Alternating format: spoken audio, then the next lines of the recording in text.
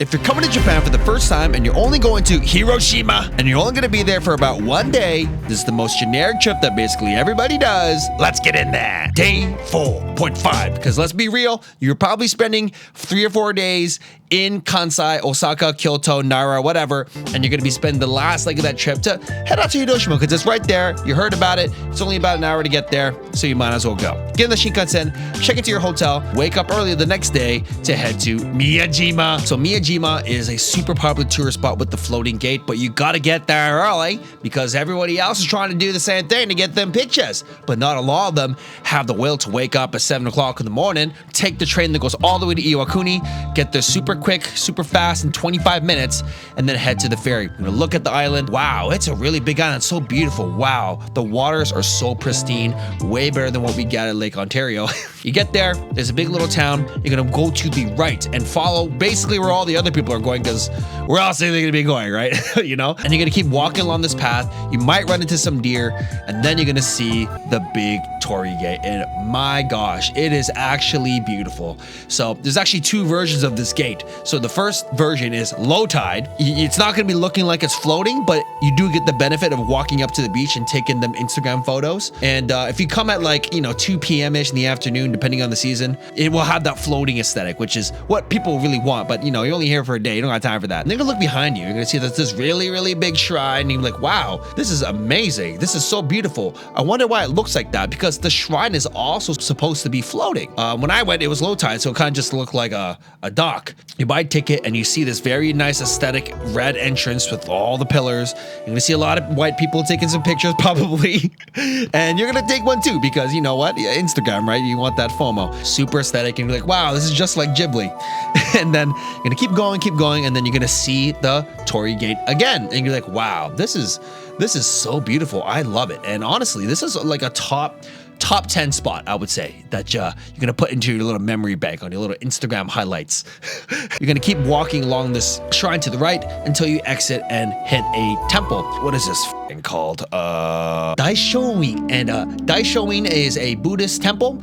And the cool part about it is that when you're walking up these steps, you'll be walking up these large steps and being looking to your left. So what are these little red caps? And you're like, oh, it's a Buddhist temple, huh? So then you're gonna walk back down the stairs. So walk to the left and go through this little snake-like path and pass all these little tiny Buddhas, and they all have a little personality. Every statue is very different. Then you're gonna finish that and go back all the way up the stairs, and you're gonna head to the actual Daishoin temple. The cool part about it is that there's different variations of the Buddha statues all around the temples. It's a great little piece of traditional Japan, probably the only traditional piece you're gonna see in Hiroshima while you're here. Take it in and then head back to regular Miyajima. You're gonna head to Omotesando, and I'm not talking about the Tokyo one. It's just a little shopping street in this island. But on your way down, you're gonna be smelling something nice. What's that? And it's actually momiji manju. It's basically a pancake shaped like a maple leaf and has some red bean inside. It's quite good. If you've ever had taiyaki, it's the same kind of experience. You keep heading down and you finally make it to Omotesando. And it's just a shopping street with a lot of awnings, a lot of shopping, a few tourists, and a lot of Japanese old women making things. You're gonna be smelling one particular thing that smells quite good. And it smells like a fried momiji manju. And it's basically the same thing you just had, but it's deep fried version. And it's quite good in it. But what you're really here for is the oysters, so Hiroshima kaki. So Hiroshima, for some reason, is very famous for kaki. It's quite good because it doesn't have that fishy kind of taste with. They're quite fresh, and they come deep fried, and they also come in regular mode, and I quite enjoyed them. They're quite good, and they don't break the bank. Now it's time for you to head back to actual Hiroshima. So you're gonna take the ferry back. You're gonna take the streetcar that goes all the way to the Genbaku Dome. So the atomic bomb dome. You're gonna get there, you're gonna see this dome that looks like it was destroyed. And we're gonna get a little serious here, guys, because it is a tragic thing that happened, and it's a big symbol for Hiroshima and Japan. It was so close to the impact of this bomb. I just want you to know, when you're here, just make sure you're paying your respect. You might see some people praying at the stone in front, and you'll notice that Hiroshima is kind of built very differently from the rest of Japan because it's very wide, it's very built for cars, and that has to do with what happened. But yeah, when you're at this place, just After that, you're gonna head to a place called Orizuru Tower, which is right beside it. So you go up there, you go up to the top, you're gonna see a lot of views, a big view of Hiroshima, very wide, very nice. You'll be able to see the Peace Museum, you'll see the domes right there, you'll be able to see a castle in the back. Also, when you get down to the 12th floor, you'll be able to do a crane experience, so you can also make your own origamis to help you make it as well. And then you get to throw it down this chute, and then the chute kind of collects in the building.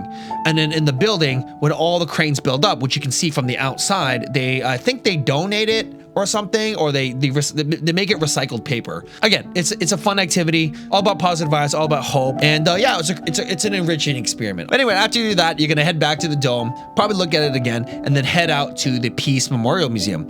So this is the part where I'm gonna get a little bit serious here because you know, guys, I make a lot of jokes on these videos, I make a lot of memes, but you know, this is also why I didn't film it and I didn't take pictures or anything like that. I actually went here a few years ago. Yeah, it is a very enlightening experience. It's a very eye-opening experience, and you see images of the tragedy. You see the shadow thing where the guy became a shadow, just how he got obliterated. You get to see the stories of some of the people in the aftermath, and then you get to the section where it's like very graphic, and you even see like children, and it's but yeah, that is available for you to see if you want to. So after that, you're gonna get on a bike or go on a loop and head over to the not so far and quite nearby Hiroshima Castle. Wow.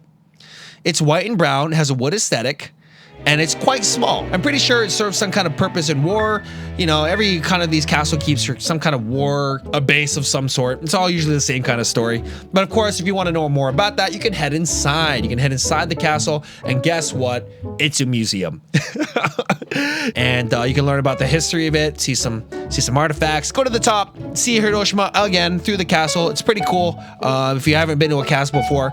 But if you were kind of expecting like an actual like castle, like a battle keep, the only castle that I know of that can really do that is Himeji Castle, but that's in Hyogo, which is also known as Kobe because nobody calls it Hyogo. But by this time, you're probably a bit hungry, so it's time for some lunch. So you're gonna head out to Hiroshima Station. You're gonna head to a place called Hiroshima Okonomi Story. It's basically a big hall in front of the station that has a ton of shops that all serve the same thing, but slightly differently. And it's Hiroshima Okonomiyaki. So if you've ever been to Osaka, which you probably just did from your trip to Osaka, the difference for the Hiroshima Yaki is that it comes with noodles, and it's usually yakisoba or udon. It's honestly one of my favorites. I prefer it over the regular version.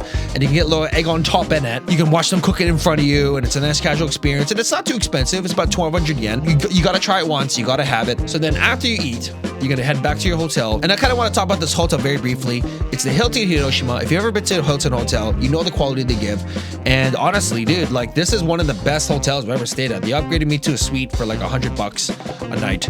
And dude, look at this suite. It's like an apartment. It's actually better than my apartment. Look at this shit. Like it's way better than my apartment. It's amazing. And it also came with an executive lounge. So you can actually use that lounge to get lit. And then I use that to get buzzed to head up to the town, which is called Nagarekawa. So Nagarekawa is actually quite near Hilton, and you can just kind of walk there or take a loop there, and that's where all the parties happen, all the clubs, all the izakayas. So you can either head into basically any izakaya that looks good to you, or you can go to a couple places that are kind of more foreign and more foreign friendly, which is what I went to, which is I kind of wanted to do because I'll make some friends tonight. So I went to a place called Molly Malone's, which is an Irish pub, and then I went to a place called Max Bar.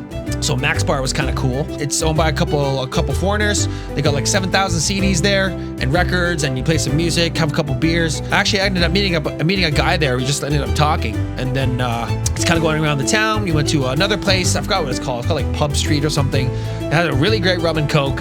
And then we went to another place that was like just a regular izakaya with like nihonshu, sake.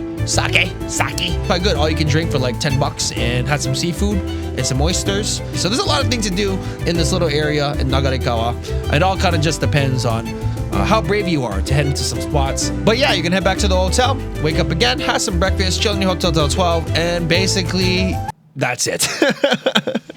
That's all you can really do in Hiroshima for the first time if you're trying to be very efficient. I'm sure there's a lot of different things you can do here, 100%. But, you know, we're talking about, you know, you guys. You just here on your first trip to Japan, you want to kind of touch it. Maybe this will help you build your itinerary. Obviously, if this is too much for you for one day, you can split it up into two. But anyway, guys, that's all we got for today. If you want to see the generic golden trip, it's right here. And we'll see you guys next time.